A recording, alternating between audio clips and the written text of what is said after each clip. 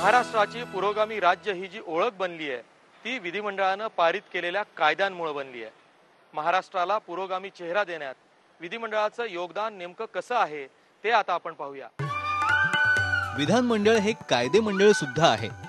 शाहू फुले आंबेडकरांचा वारसा लाभलेल्या महाराष्ट्राला पुरोगामी चेहरा देणारे अनेक महत्त्वाचे कायदे राज्य विधिमंडळानं पारित केले आहेत। मूळ मुंबई प्रांताच्या विधानमंडळानं शेतकऱ्याला जमीनदारीतून मुक्त करणारा कुळ कायदा देशाला दिला। कसेलतेचा कायदा केल्यामुळं जो अशा पद्धतीनं जमिनी करतो त्यावर राबतो त्याला मालकी हक्क किंवा तो त्या जमिनीचा मालक झाला, हा क्रांतिकारक कायदा महाराष्ट्रामध्ये जुन्या मुंबई राज्यामध्ये त्यावेळच्या काळामध्ये केला।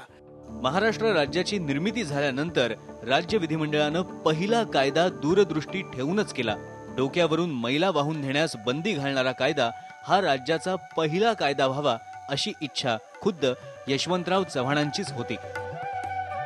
खऱ्या अर्थानं महाराष्ट्राचा कायदा म्हणून ज्या कायद्याची सबंध देशाला ओळख झाली तो म्हणजे रोजगार हमी योजनेचा कायदा। गर्भलिंग निदान आणि निवड विरोधी कायदा तसंच स्त्रियांना संपत्तीत वाटा मिळवून देणारा कायदा पारित करणारं पहिलं राज्य म्हणून महाराष्ट्राकडे पाहिलं जातं। माहितीचा अधिकार देणारा कायदा तसंच संघटित गुन्हेगारीला आळा घालण्यासाठी मोक्का कायदा याच विधिमंडळानं केला। या राज्य सरकारच्या माध्यमातून मकोकाचा कायदा केला। इथली गुन्हेगारी नियंत्रणात आणावी म्हणून मकोका कायद्याला मंजुरी दिली। त्याचबरोबरीला MPDA कायदा केला, झोपडपट्टी कायदा तो इथं झाला, त्यालाही एकमतानं आम्ही मंजुरी दिली। राज्य विधिमंडळानं केलेले 16 कायदे आज अनेक राज्य आणि केंद्र सरकारनं स्वीकारलेले आहेत।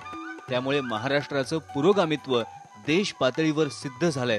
एका अर्थानं महाराष्ट्राच्या विधानमंडळाचं देशासाठीचं हे योगदान आहे।